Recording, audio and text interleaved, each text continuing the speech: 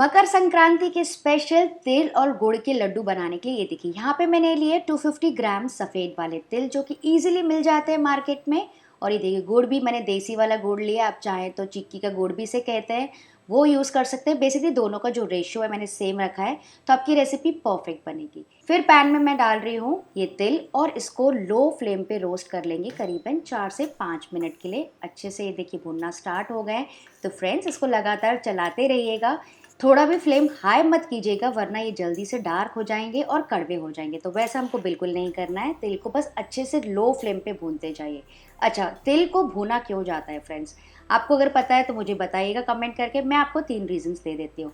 सबसे पहला, इसके अंदर की जितनी भी नमी होती है ना वो पूरी सूख जाती है, इवेपोरेट हो जाती है, तो ये और भी ज़्यादा क्रंची हो जाते हैं। दूसरी चीज़, इसका जो नटी फ्लेवर होता है ना वो भुनने के बाद ही आता है। और तीसरी इंपॉर्टेंट चीज़, जो भी रेसिपी आप इससे बना रहे हैं उसकी शेल्फ लाइफ बढ़ जाती है। तो ये देखिए करीबन 4 से 5 मिनट के बाद आप देख सकते हैं पॉपअप हो रहे हैं। देखिए सामने से दिखाती हूँ, उछल कूद रहे हैं, मतलब कि हर एक दाना अच्छे से फूल गया है। गैस का फ्लेम ऑफ कर देंगे, इसको डार्क बिल्कुल भी नहीं करना है। इसको निकाल देंगे एक बड़ी सी प्लेट या फिर थाली में, ताकि अच्छे से वो फैल जाएंगे ना तो अच्छी तरह से ठंडे हो जाएंगे और ठंडा होने के बाद और भी ज़्यादा क्रंची हो जाएंगे। तो इसको मैं साइड में रख देती हूँ। नेक्स्ट पैन या फिर कढ़ाई में फ्लेम रखेंगे फ्रेंड्स लो पे। इसमें मैं डाल रही हूँ क्रश किया हुआ गुड़, ये भी है 250 ग्राम्स। आप चाहें तो गुड़ को ग्रेट करके भी डाल सकते हैं, उससे भी मेल्टिंग ईजी हो जाती है। तो यहाँ पे मैं डाल रही हूँ बस 2 टेबलस्पून पानी। वैसे ज़रूरत तो नहीं होती है, लेकिन पानी इसलिए डाला जाता है ताकि जो मेल्टिंग का प्रोसेस है ना फ्रेंड्स वो जल्दी हो जाए। हाँ, बस आपको 2 से 3 मिनट इसको ज़्यादा पकाना पड़ेगा पानी की वजह से, लेकिन जो एंड रिजल्ट है वो आपका परफेक्ट आएगा। तो इसको लगातार चलाते रहिए जब तक ये मेल्ट ना हो जाए। तो फ्रेंड्स गुड़ आप अपने पसंद का, देसी गुड़, ये जो मैं गुड़ यूज़ कर रही हूँ वो वाला गुड़, या फिर जैगरी पाउडर आजकल मिलता है, ऑर्गेनिक गुड़ का पाउडर, वो सारी चीज़ें भी आप यूज़ कर सकते हैं। तो फ्रेंड्स मकर संक्रांति भी आने वाली है, तो ये जो लड्डू है ना एकदम खास बनते हैं और बहुत ज़्यादा कड़क बिल्कुल नहीं बनाएंगे, तो इसको ट्राई ज़रूर कीजिएगा। ये देखिए जब गुड़ मेल्ट होना स्टार्ट हो जाता है ना, ऊपर से फ्लफी होने लगता है, लेकिन इसको अभी हमें और पकाना है। फ्रेंड्स अगर आप गुड़ को बहुत ज़्यादा पका देंगे ना तो आपके लड्डू हार्ड हो जाएंगे, और अगर एकदम कम पकाएंगे तो लड्डू एकदम नरम होके चपटे हो जाएंगे। अब पता कैसे चले कितने स्टेज तक के मेल्ट करना है, थोड़ा सा ऐसे गुड़ का जो हमने मिक्सचर बनाया उसको ऐसे पानी के घोल में डाल देंगे बोल में, और इसको चेक करेंगे। ये देखिए एकदम स्ट्रेची स्ट्रेची सा लग रहा है। इतना स्ट्रेची हमको बिल्कुल नहीं चाहिए। आपकी जो फिर जो लड्डू है एकदम वो भी ऐसी स्ट्रेची बनेगी और दांतों में लगेंगे, ये वाला स्टेज हमको नहीं चाहिए। तो फिर से गुड़ को मैं 2 मिनट के लिए और पका रही हूँ। तो फ्रेंड्स मैंने आपको 3 स्टेजेस बता दिए गुड़ को मेल्ट करने के लिए। मान लीजिए अगर आप थोड़े से बड़े साइज के लड्डू बना रहे हैं तो आप बीच वाली स्टेज फॉलो कीजिएगा। आपके लड्डू सॉफ्ट भी बनेंगे and at the same time चपटे भी नहीं होंगे। और मान लीजिए अगर आप मार्केट स्टाइल छोटे छोटे वाले कड़क लड्डू बनाना चाहते हैं तो आप उसको क्रिस्टल स्टेज तक के पकाइए। तो छोटी छोटी बातें होती है, लेकिन अगर आप फॉलो करेंगे तो आपके लड्डूज भी एकदम परफेक्ट बनेंगे। फिर से थोड़ा सा मिक्सचर ड्रॉप करेंगे पानी में, और ये देखिए अब थोड़ा सा बॉल जैसा बन रहा है। स्ट्रेच नहीं हो रहा है पर एकदम बॉल जैसा बन रहा है, सब चीज़ें आपस में बंध रही है। इसका मतलब ये जो है ना लड्डू के लिए परफेक्ट है। और अगर आपको इसी की चिक्की बनानी है ना तो इसको और 2 मिनट के लिए पकाइएगा, जहाँ पे वो क्रिस्टलाइज हो जाता है, मतलब थोड़ा सा और कड़क हो जाती है ना, उतने स्टेज तक के। तो बस इसको ओवर कुक नहीं करेंगे। झाग भी सेटल हो गई, कलर भी अच्छा खासा डार्क हो गया है। गैस का फ्लेम ऑफ कर देंगे। और फ्रेंड्स यहाँ पे मैं डाल रही हूँ फ्लेवरिंग के लिए आधा टीस्पून इलायची का पाउडर, 1 से 2 टीस्पून घी, बढ़िया से फिनिशिंग और ग्लेज के लिए। और जो लड्डू है ना वो अच्छे खासे मॉइस्ट बनेंगे। तो फ्रेंड्स इस वक्त मैंने गैस का फ्लेम ऑफ रखा है, फिर से हम बाद में लो में ऑन कर देंगे। अब करेंगे एक स्पेशल हलवाई वाली ट्रिक, जिसकी वजह से लड्डू जो एकदम परफेक्ट बनेंगे, बहुत कड़क भी नहीं होंगे और बहुत सॉफ्ट भी नहीं होंगे, पर अच्छी खासी उसमें नमी आ जाएगी। यहाँ पे मैं डाल रही हूँ 2 से 3 पिंच भर के बेकिंग सोडा। अच्छा, खाने की सोडा, मीठा सोडा, केक वाली सोडा, सब कुछ एक ही होता है। ये डाल के आप देखिए जैसे जैसे मिक्स कर रही हूँ इमीडिएटली आपको डिफरेंस पता चलेगा। जो मिक्सचर है, जो गुड़ है, हल्का सा फ्रॉथी हो गया है, हल्का सा हो गया है, उसका कलर भी बदल गया है। तो बस इस स्टेज में गैस का फ्लेम लो कर दीजिए वापस से, अगर आपको ऑन करना है तो। यहाँ पे हम डाल देंगे रोस्ट किए हुए तिल और इसको क्विकली मिक्स करेंगे जब तक ये सारे तिल अच्छे से मिलजुल ना जाएं गुड़ के साथ और सब में परफेक्ट कोटिंग ना आ जाए।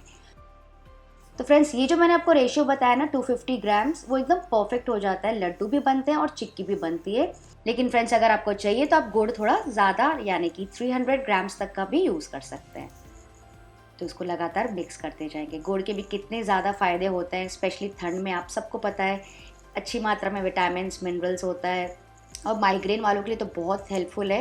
वेट लॉस में भी मदद करता है, इसमें इनफ एंटीऑक्सीडेंट्स होते हैं और शुगर से तो ये कई गुना बेहतर है।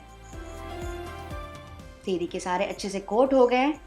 और फ्रेंड्स अगर आपको बेकिंग सोडा नहीं डालना है ना, कम्प्लीटली ऑप्शनल है, उसको आप मत डालिए, टेंशन बिल्कुल मत लीजिएगा। तो गैस का फ्लेम मैंने ऑफ कर दिया है। अभी पूरे मिक्सचर को अगर आप ट्रांसफ़र करेंगे ना किसी प्लेट में तो आपको हैंडल करने में थोड़ी सी दिक्कत जा सकती है। तो मैं क्या ट्रिक कर रही हूँ, एक मैंने ऐसे थालिया ऐसा प्लेट ले लीजिए, उसको नीचे ऑयल लगा लीजिए उसमें या फिर घी, और ऐसे थोड़ा थोड़ा पोर्शन, ये जब गर्म ही है ना, इसका थोड़ा थोड़ा पोर्शन अलग अलग प्लेसेस में ऐसे रख दीजिए। इससे क्या होगा, आपका जो मिक्सचर है थोड़ा जल्दी जल्दी ठंडा होने लगेगा और आप अच्छे से उसको हैंडल कर पाएंगे।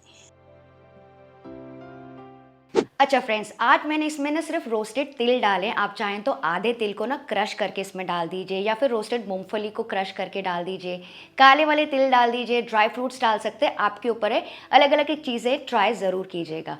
और तिल से आप और कौन कौन सी रेसिपीज़ बनाते हैं वो भी मुझे कमेंट करके ज़रूर बताइएगा। फिर अपने हाथों को पानी में डिप करेंगे और एक पोर्शन जो हमने रखा है उसको उठा के ऐसे रोल रोल कर लेंगे, नॉर्मली जैसे हम लड्डू बनाते हैं।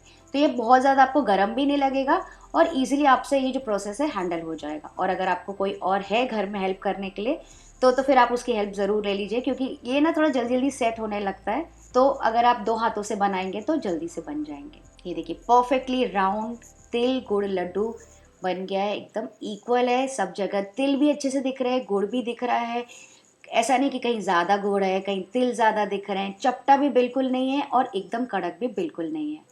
और फ्रेंड्स ये वाले जो लड्डू है ना, मतलब बहुत कड़क नहीं बनते क्योंकि हमने एकदम क्रिस्टलाइज नहीं किया था सिरप को। बड़े से लेके बच्चे सबको ही खा सकते हैं और ये दांतों के बीच चिपकेंगे भी नहीं। तो इसी तरह से सारे लड्डू बना लिए मैंने और ये थोड़े ठंडे होने के बाद ना और भी अच्छे से सेट हो जाते हैं। और जब ये सेट हो जाए तो इसको आप कोई भी एयरटाइट कंटेनर में स्टोर करके रख सकते हैं। ये 1 महीने तक के अच्छे रहते हैं।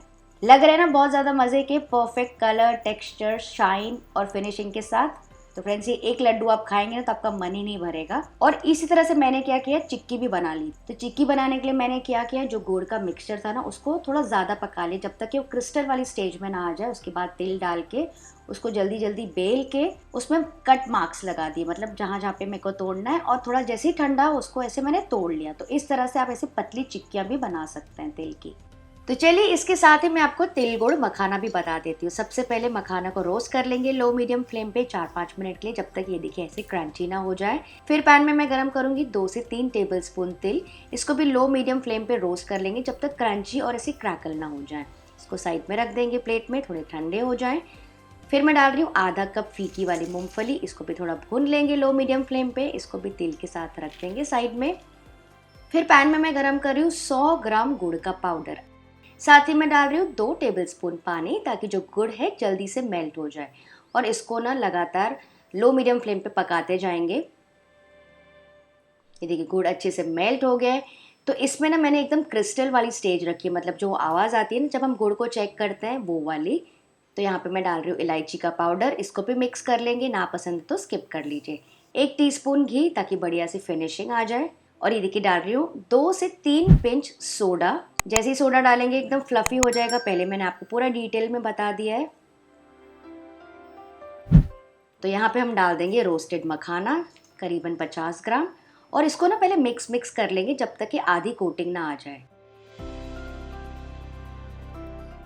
ये देखिए आधी कोटिंग सी आ गई है। तो यहाँ पे हम तिल और मूंगफली जो रोस्ट करके रखा था वो भी ऐड कर लेंगे और इसको लगातार ऐसे मिक्स करते जाएंगे जब तक कि सारी चीज़ें अच्छे से कोट ना हो जाए गुड़ के साथ। तो फ्रेंड्स ये एकदम हेल्दी ऑप्शन है स्वीट क्रेविंग्स के लिए, स्पेशली अगर आप डाइट कर रहे हैं तो ये देखिए अच्छे से कोट हो गए हैं।